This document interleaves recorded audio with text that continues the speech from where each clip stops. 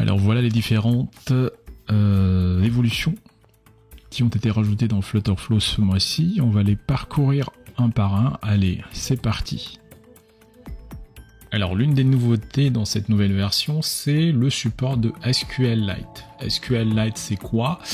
SQLite, c'est tout simplement une base de données embarquée, une base de données relationnelle embarquée directement dans votre application, qui, contrairement en fait aux autres systèmes de base de données, par exemple MySQL, Oracle ou PostgreSQL, qui nécessitent d'avoir un serveur, SQLite, lui, c'est juste un fichier qui va être en fait installé dans un répertoire de votre application, qui n'est accessible que par votre application.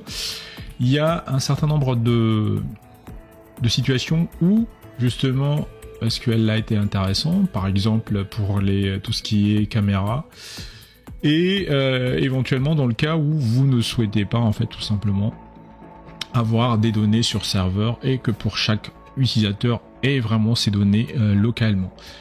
Donc pour en savoir plus sur SQLite, vous pouvez aller sur le site sqlite.org, et sinon pour manipuler SQLite, vous pouvez aller sur le site SQLite Browser.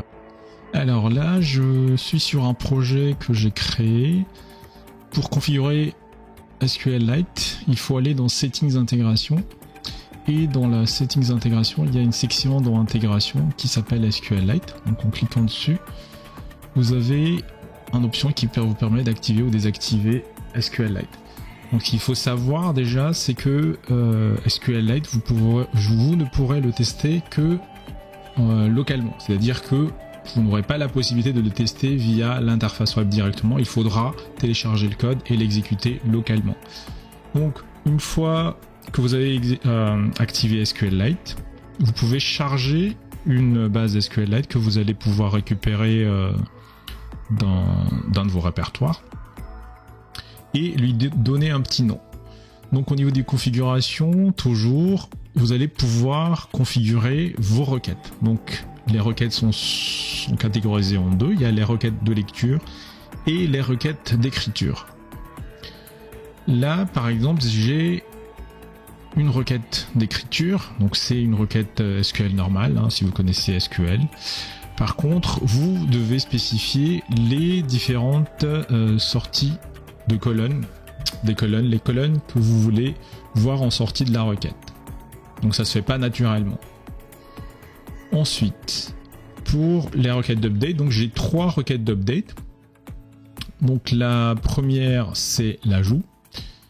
Donc hop, dans la requête d'update, je peux configurer des variables que je vais pouvoir par la suite utiliser et valoriser en fait au niveau de mes appels, de mes actions Flutterflow. Donc là, par exemple, j'ai title, details et due date. Vous allez voir tout à l'heure lorsque je vais aller dans la partie action. Donc je vous passe la partie update et delete parce que c'est quasiment la même chose. Maintenant, au niveau des actions en elles-mêmes. Donc ça, c'est une action qui va insérer, par exemple, dans la table des notes tout à l'heure. Donc dans backend action, si j'ouvre l'éditeur d'action, donc là, comme vous voyez, en fait, ça c'est l'insertion. Donc là, il y a toute la liste des requêtes avec leur nom qui permettent d'insérer ou de mettre à jour les données de votre table. Ensuite, c'est à ce niveau-là qu'il faudra spécifier les valeurs des variables que vous voulez insérer dans la colonne, dans la table SQLite. Pareil pour la lecture. Là, vous pouvez, au niveau de la déclaration d'un backend, vous pouvez spécifier SQLite comme query et donc sélectionner les données que vous avez envie de sélectionner. Par exemple, là, au niveau du title, en fait, là, c'est les sorties des colonnes qu'on a vues tout à l'heure. Voilà, par rapport à SQLite, on va maintenant passer à l'évolution suivante. Alors, l'autre nouveauté dans cette nouvelle version, c'est le support d'un data type en tant que retour d'un appel à un API. Donc, lorsque vous appelez un API, par exemple, celui-là. Donc c'est un des tutoriels que j'ai créé très récemment. Normalement, lorsque vous voulez sélectionner une valeur de la réponse de votre appel, vous devez auparavant utiliser JSON-Path. Donc il n'y avait pas d'autre solution. Ce qui pouvait poser beaucoup de problèmes parce que des fois on se trompe de nom, et puis la syntaxe elle est pas si évidente que ça. Donc ils ont rajouté maintenant la possibilité d'utiliser DataType en tant que type de réponse d'un appel à un API. Donc JSON-Path est toujours supporté, mais c'est une fonctionnalité en plus. Donc là par exemple sur cet appel à cette API là, qui comporte un title, je vous montre le title, il y a un overview, et si je descends plus bas, il y a un attribut title. Si je reviens dans ma déclaration de datatype, donc j'ai déclaré un datatype qui contient ces deux informations là, title et overview. Ensuite, dans mon appel API, lorsque je veux récupérer, en fait ça c'est un appel à un API, l'API que je vous montrerai tout à l'heure, quelque part par, je me rappelle plus là où, mais en tout cas qui va me permettre de récupérer justement la réponse de l'appel à cette API là. Et ici, au lieu que je mette JSON-Path et que je mette la valeur de JSON-Path pour sélectionner justement le titre, j'ai la possibilité maintenant d'utiliser toDataType et de dire que je vais le transformer en datatype movie, et ce qui me permet de récupérer directement data structure field et de récupérer directement le titre en mettant leur par défaut bien entendu, et ce qui me permet en fait de me simplifier la vie sans que je me pose la question sur la syntaxe JSON-Path, et en mappant directement la réponse, le payload de la réponse de l'API avec un attribut de mon datatype. Alors l'autre nouveauté dans cette nouvelle version, c'est le support de Google Authentification pour Supabase. Donc petit rappel, Supabase c'est un backend as a service qui est basé sur du PostgreSQL. Auparavant, lorsqu'on voulait s'authentifier mettre en place un mécanisme d'authentification via Supabase, la possibilité était d'utiliser uniquement l'email. Et grâce à cette nouvelle version, ça supporte également Google. Donc pour pouvoir l'activer, vous allez dans Supabase, donc c'est une intégration Supabase, et il y a un nouveau menu Supabase Authentification qui vous permet d'activer ou de désactiver bien entendu l'authentification avec Google.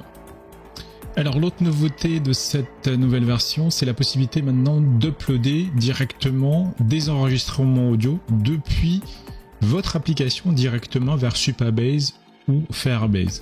Là je vais faire la démo avec Supabase, mais il y a l'équivalent sur Firebase.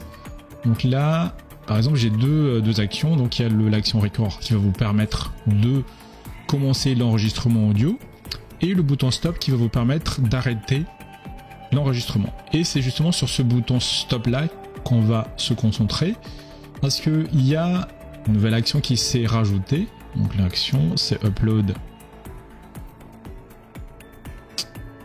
media to Supabase, et lui il va vous permettre en fait de sélectionner entre les soit Firebase ou Supabase, de spécifier le nom du bucket que vous voulez envoyer, et ensuite de l'envoyer directement sur Supabase. Le save file Supabase, voilà. Alors une évolution, on va dire plutôt une amélioration qu'ils ont rajouté, en fait c'est le widget swappable stack. Apparemment il y a eu beaucoup de bugs là-dessus, donc ils ont fait l'effort de le corriger et puis de mettre en place une version améliorée. Juste pour le plaisir des yeux, je vais vous montrer en quoi ça consiste, le swappable stack. Donc pour le chercher, c'est ce widget là qu'il faudra rajouter. Il est possible de rajouter en fait des différentes pages, donc là j'en ai mis 10, et de configurer le contenu de chacune des pages. Donc là typiquement c'est une image, mais je pense qu'il est possible de mettre autre chose. Non, il n'est pas possible de mettre autre chose. Bon bref, je vais vous faire la démo. Si le mode test il veut bien s'activer. pense qu'on peut mettre autre chose que des images, mais bon, ça m'étonne. Ça m'étonne qu'on puisse mettre... On puisse pas mettre autre chose que des images. Bah voilà. C'est ce que je disais, on pouvait bien mettre autre chose que des images. Bon là parce que c'est une image que j'ai mis à l'intérieur. Mais ça m'a permis de meubler. Donc là, hop, là, je peux swiper à gauche, swiper à droite. Si vous utilisez Tinder, il y a exactement la même fonctionnalité. Allez, dernière nouveauté, en plus c'est celle que je préfère le plus, c'est les animations, les évolutions au niveau des animations. Donc ils ont rajouté 3 nouveaux types d'animations et je vais vous faire la démo en même temps.